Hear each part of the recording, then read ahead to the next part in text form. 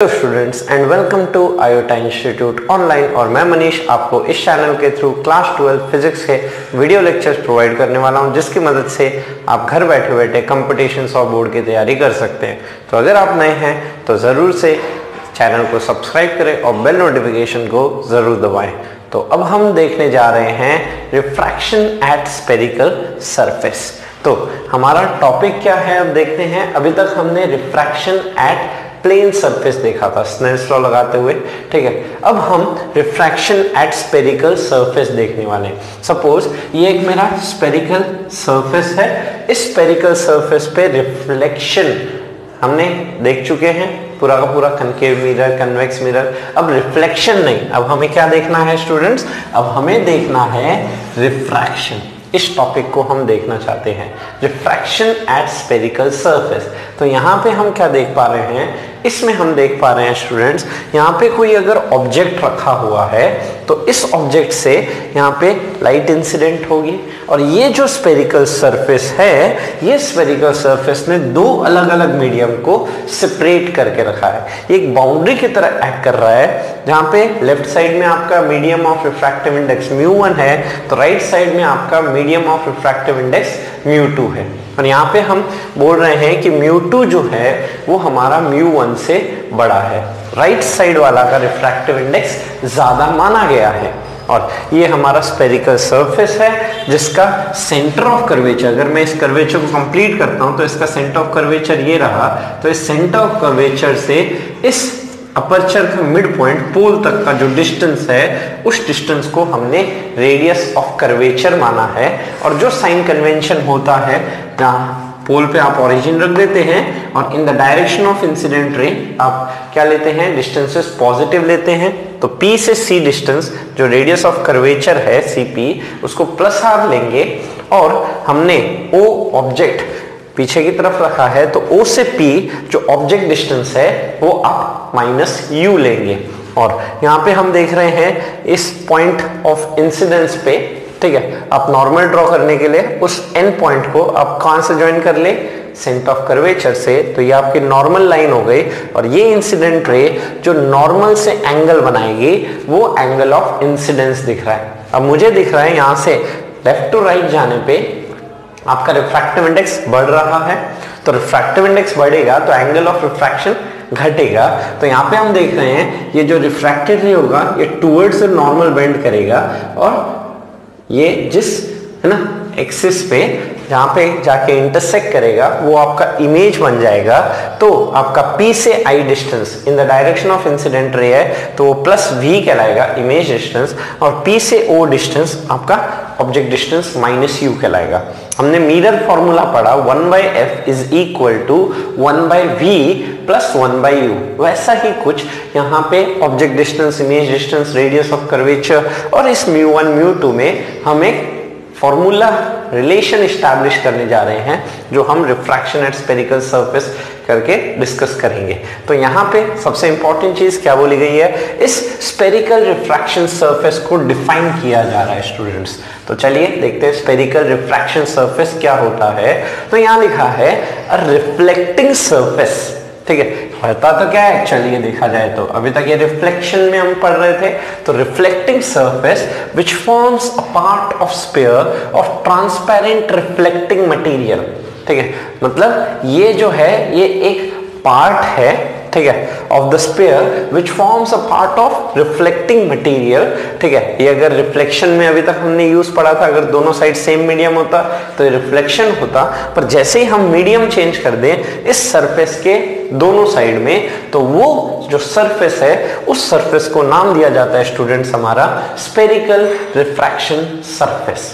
और इसको पढ़ने के लिए हमें एक assumption देखना है। वो assumption क्या है, the aperture of the surface is small as compared to other distances involved। aperture का मतलब क्या होता है, तो aperture simply अगर मैं डिफाइन करूं तो जितना पोर्शन रिफ्रैक्शन के लिए अवेलेबल होगा, जितने पोर्शन में लाइट इंसिडेंट होगा, तो यहाँ पे क्या assumption बोला गया है, जो अपर्चर होना चाहिए उस सरफेस का, वो अपर्चर क्या होना चाहिए, स्मॉल होना चाहिए।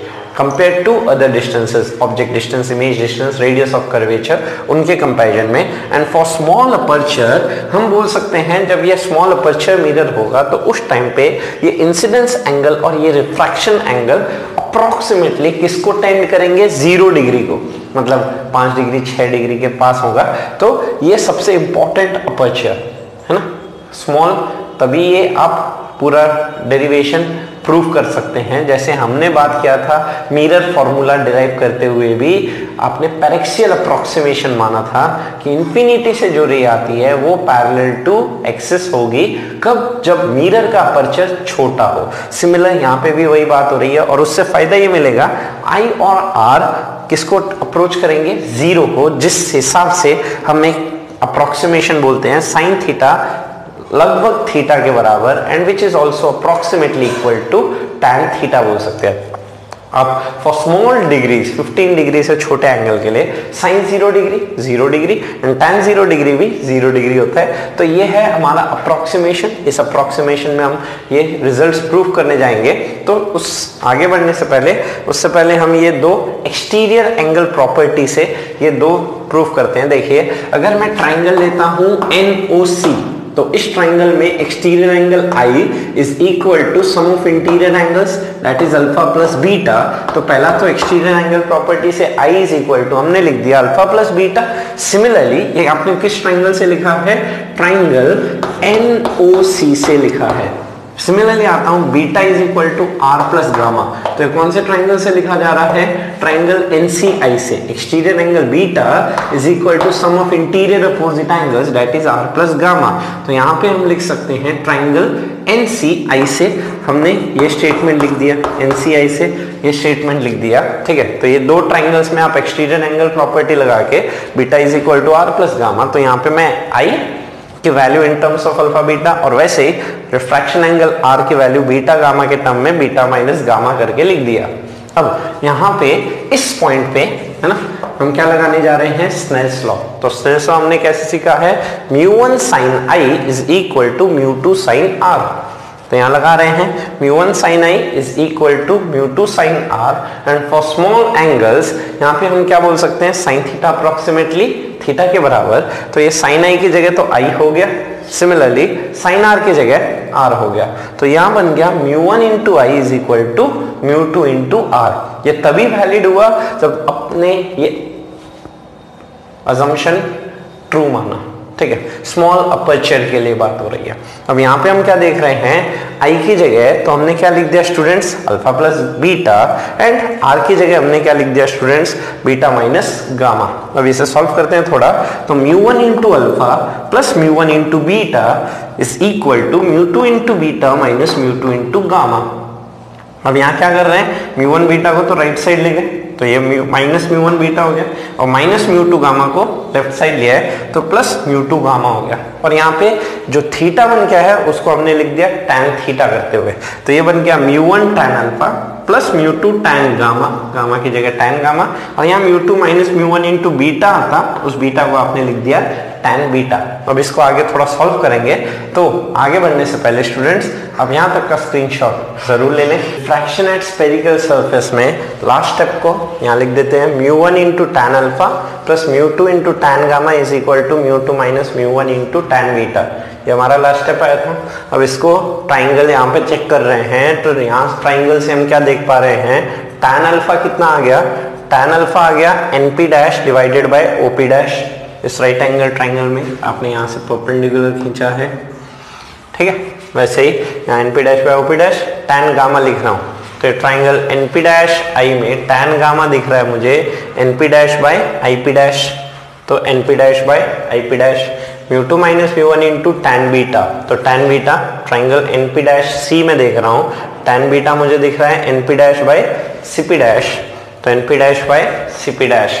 तो यहाँ पे NP डैश सबसे कॉमन निकाल के कैंसिल कर दिया आपने, और OP डैश O से P डैश का जो डिस्टेंस होगा वो O से P के डिस्टेंस के बराबर बोल सकते हैं। P डैश किसको अप्रोच करेगा, P को। अगर अपर्चर स्मॉल होता है तो ये N पॉइंट एकदम क्लोज आएगा, जिसके कारण ये पॉइंट P डैश किसको अप्रोच करेगा, आपको P को अप्रोच कर रहा होगा। तो यही चीज हमने बात की थी रिफ्लेक्शन के प्रूफ में भी। तो OP डैश की जगह OP, IP डैश की जगह IP एंड CP डैश की जगह आपने क्या लिख दिया, CP।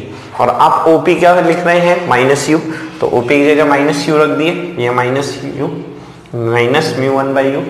IP की जगह आपने कितना लिख दिया, प्लस V, तो IP की जगह प्लस V एंड CP की जगह आपने लिख दिया प्लस R। तो ये जो फॉर्मूला है, ये फॉर्मूला है स्फेरिकल सरफेस पे रिफ्रैक्शन का। अगर आपको ऑब्जेक्ट डिस्टेंस दिया हो, रेडियस ऑफ कर्वेचर दिया हो और म्यू1 म्यू2 की वैल्यू दिया हो, तो आप उस रिफ्रैक्शन एट स्फेरिकल सरफेस से जो इमेज बन रही होगी, उस इमेज डिस्टेंस को आप निकाल सकते हैं। ये सिमिलर रिफ्लेक्शन के जैसा ही है ना, जो इमेज डिस्टेंस ऑब्जेक्ट डिस्टेंस हुआ करता था। और इसी की मदद से हम lens formula, lens makeup formula, ये सब डिराइव करने जाएंगे स्टूडेंट्स। तो स्टूडेंट आगे बढ़ने से पहले अब यहाँ तक का स्क्रीनशॉट जरूर ले लें। हम डिस्कस करने जा रहे हैं रिफ्रैक्शन एट स्फेरिकल सरफेस का लैटरल मैग्निफिकेशन। अभी हमने देखा था अगर ये कोई ऑब्जेक्ट है AB, अब इस ऑब्जेक्ट का इमेज बनाने के लिए इंसिडेंट रे इस पोल पे इंसिडेंट हुई, तो ये जो प्रिंसिपल एक्सिस है ये नॉर्मल की तरह बिहेव करेगी। तो नॉर्मल से प्रिंसिपल एक्सिस एंगल I बना रही है।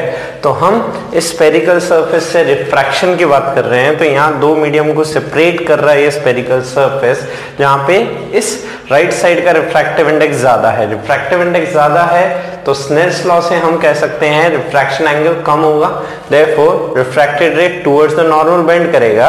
और ये हम जो अभी फॉर्मूला हमने निकाला था μ2 by v minus μ1 by u is equal to μ2 minus μ1 by r, वहां से हम इमेज डिस्टेंस निकाल सकते हैं। तो ये पॉइंट पता चल जाएगा, इन दो पॉइंट को ज्वाइन करके मेरा ये आपका इमेज आ गया। तो ये एक्सटेंडेड ऑब्जेक्ट का image let's say a dash b dash, ये ऑब्जेक्ट AB। तो मैग्निफिकेशन का मतलब लैटरल मैग्निफिकेशन, मतलब इमेज ऑब्जेक्ट के रेस्पेक्ट में कितने टाइम्स मैग्निफाइड हुई है, लैटरली मैग्निफाइड हुई है।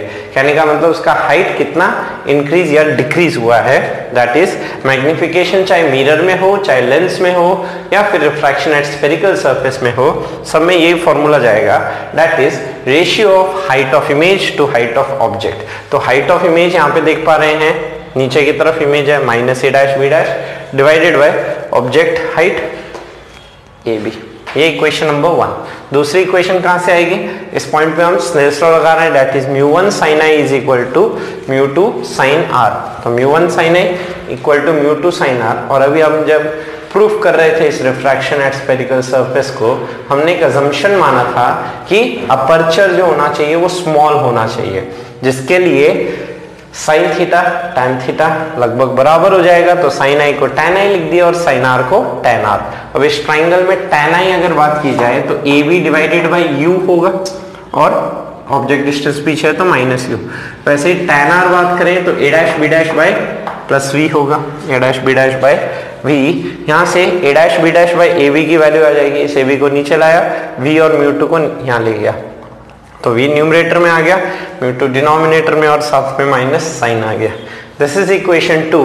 फर्स्ट और सेकेंड इक्वेशन को अगर मैं कंबाइन करता हूं तो m equal to H I by H O, इस minus a dash b dash by AB में इसकी वैल्यू रख रहा हूं तो माइनस माइनस प्लस हो गया, तो μ1 by μ2 into v by u। तो ये मैग्निफिकेशन आ गया मेरा, μ2 को v के नीचे रख दिए और μ1 को u के नीचे। तो this results come out to be v by μ2 divided by u by μ1।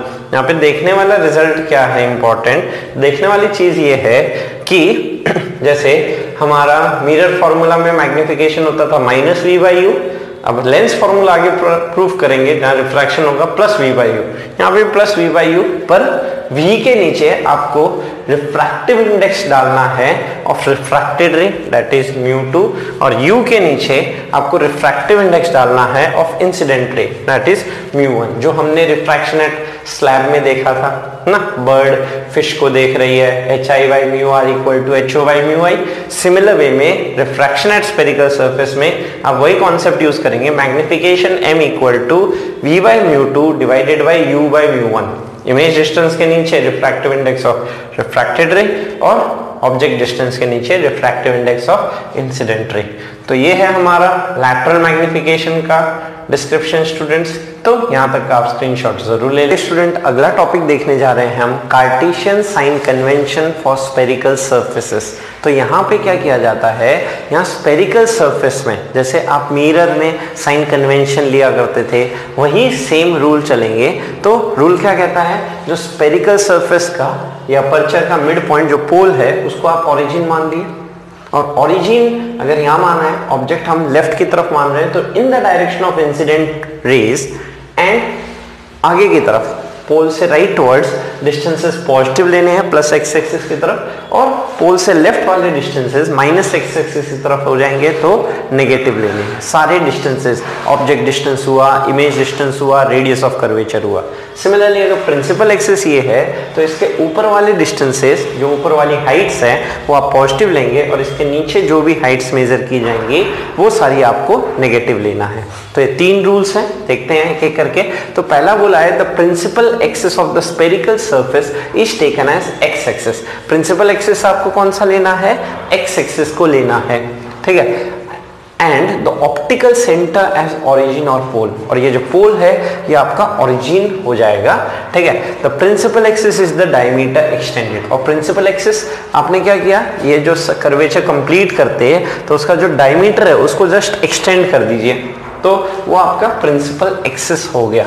Next है distances in the direction of incident light are taken as positive while opposite to it are taken as negative. हम मान के चलते हैं कि light left से right आ रही है, जिसकी वजह से पोल के राइट वाले डिस्टेंसेस पॉजिटिव लेना है in the direction of incident ray, and opposite to direction of incident ray negative लेना है। ओरिजिन आप पोल को मान के चलेंगे।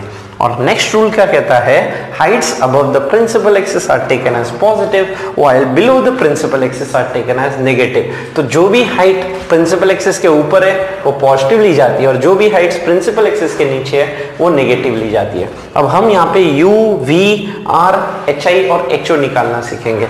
तो एक मैंने एग्जांपल ले लिया, ये ऑब्जेक्ट है, ऑब्जेक्ट की हाइट 10, इमेज की हाइट 12, और ऑब्जेक्ट पोल से 5 पे डिस्टेंस पे है, और इमेज पोल से आपका 10 डिस्टेंस पे है, और पोल से सेंटर आपका 8 डिस्टेंस है। ये सारे डिस्टेंसेस पोल से मेजर किए गए हैं। तो ऑब्जेक्ट डिस्टेंस, क्योंकि ये पीछे की तरफ है पोल से, तो -5 लिखना है आपको, और इमेज डिस्टेंस क्योंकि आगे की तरफ है पोल से तो आपको +10 लिखना है। सेंटर भी आगे की तरफ है पोल से, तो सेंटर से पोल का डिस्टेंस, रेडियस ऑफ कर्वेचर 8, और height of image below the axis तो इसलिए -12, और height of object above the axis इसलिए +10।